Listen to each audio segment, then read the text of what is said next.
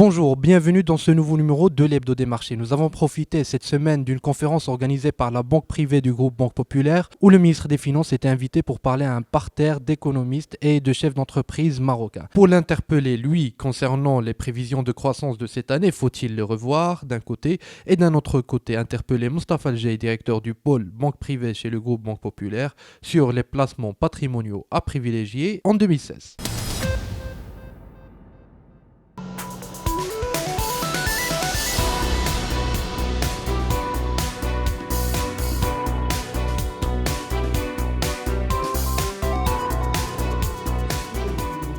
D'ailleurs, et à ce sujet, le ministre nous a déclaré en avant-première pour Bourse News que le gouvernement devrait revoir à la baisse les prévisions de croissance estimées au départ lors de l'élaboration de la loi de finances 2016. On l'écoute à ce sujet.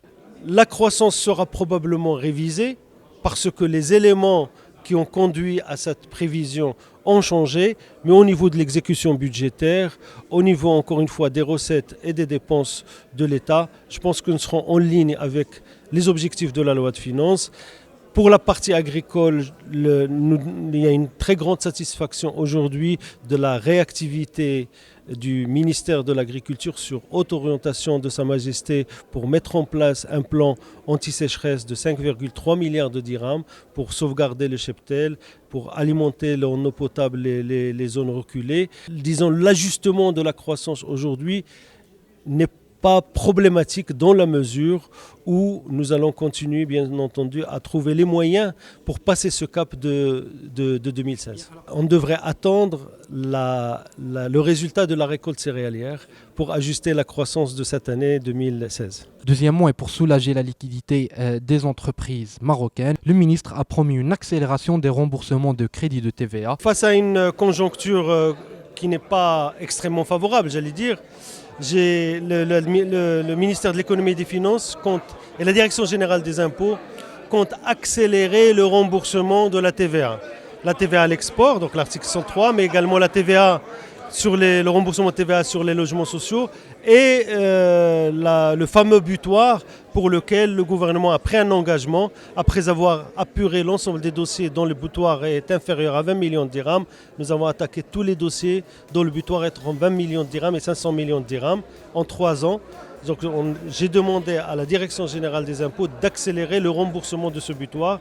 Et pour le premier mois de janvier, pour prendre le remboursement de la TVA, la Direction générale des impôts a remboursé pour 450 millions de dirhams contre une centaine de millions de dirhams en janvier 2015. Nous allons accélérer encore une fois le remboursement pour soulager la trésorerie des entreprises. Et enfin, le ministre des Finances a expliqué, c'est peut-être un appel qu'il fait au gouverneur de Banque Maghreb. Il souhaiterait en effet voir une meilleure convergence entre politique budgétaire et politique monétaire. On écoute à ce sujet. Je pense que la politique monétaire et la politique budgétaire doivent, et ça c'est la meilleure efficacité au niveau donc de la politique économique. Pour une très grande efficacité, il faudrait qu'il y ait une convergence entre la politique monétaire et la politique budgétaire. Je dois saluer les décisions de Banque Maghreb prises au cours des mois précédents pour revoir l'autodirecteur de 3 à 2,5%. Bien entendu, l'ensemble de la politique permet de maîtriser l'inflation, mais pour une plus grande efficacité de notre économie, cette adéquation et cette convergence entre les deux politiques est absolument nécessaire.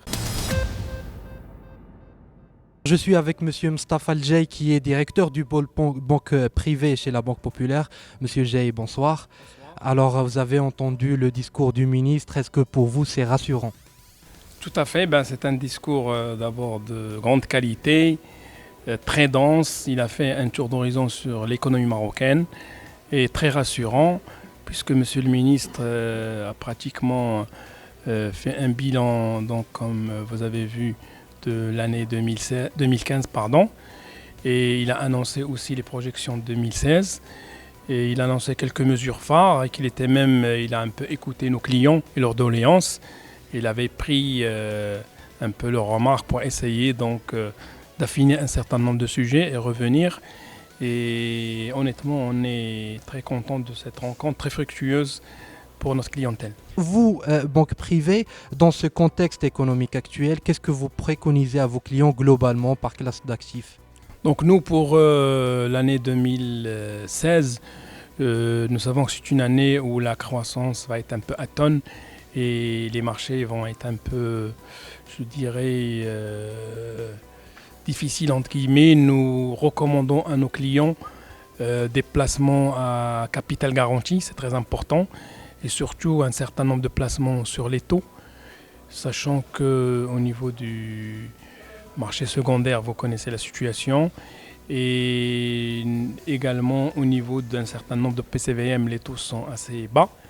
Vous avez vu donc les taux de sortie qui sont aux alentours de 3%. Donc nous recommandons à nos clients donc des placements de taux avec donc un capital garanti et des taux qui nous paraissent les plus adaptés au marché, ou bien de l'assurance vie pour nos clients qui ont des horizons de placement à moyen long terme, au-delà de 7 ans, au-delà de 8 ans, parce que c'est défiscalisé avec des taux de rendement assez intéressants. Parfait. Alors vous avez une vision beaucoup plus technique, beaucoup plus profonde du fonctionnement des marchés financiers. Est-ce que pour vous, cette situation-là qu'on vit aujourd'hui au Maroc, est-ce qu'elle devrait perdurer encore plus concernant par exemple le marché des actions? Moi, je pense que d'après plusieurs conjoncturistes et plusieurs analystes, l'année 2016 va rester une année relativement, je dirais, difficile, mais il y aura une reprise vers 2017, je l'espère. Et il y a déjà un certain nombre de valeurs qui commencent un peu à donner des signaux positifs. Et nous restons comme optimistes pour ce marché. Il y a une volonté aussi pour rendre le marché liquide et pour le booster un petit peu, pour rendre la confiance au niveau des épargnants qui optaient pour les produits et pour le marché boursier. Très bien. Et donc, je reviens sur ça parce que c'était vraiment le thème de la soirée, c'était rassurer les opérateurs économiques. Je vous laisse le mot de la fin. Est-ce que vous, opérateurs professionnels des marchés financiers, est-ce que vous êtes rassurés ce soir des perspectives économiques cette fois-ci du Maroc? Tout à fait. Donc, comme l'a dit Monsieur le ministre, le Maroc a des fondamentaux quand même solides. Il y a effectivement peut-être une année sur le volet agricole un peu difficile parce qu'il y a une sécheresse qui pointe, mais il y a d'autres avantages comme les exportations. Il y a pas mal de secteurs, les métiers mondiaux du Maroc qui prennent le relais. Il y a également une croissance au niveau des transferts des MDM. On voit qu'il y a quand même une progression, on est proche de 60 milliards. Il y a les exportations des phosphates qui reprennent, l'automobile. Donc nous restons quand même avec... il y a bien sûr la baisse de la facture énergétique, c'est très important. Donc l'un compense l'autre. Je pense que l'année sera une année assez bonne pour le pays. Voilà, mesdames, messieurs, c'était tout pour ce numéro de l'Hebdo des marchés. Il ne me reste plus qu'à vous souhaiter un très bon début de semaine. Et quant à moi, je vous donne rendez-vous toujours le lundi à 9h15 pour un nouveau numéro de l'Hebdo des marchés. À bientôt.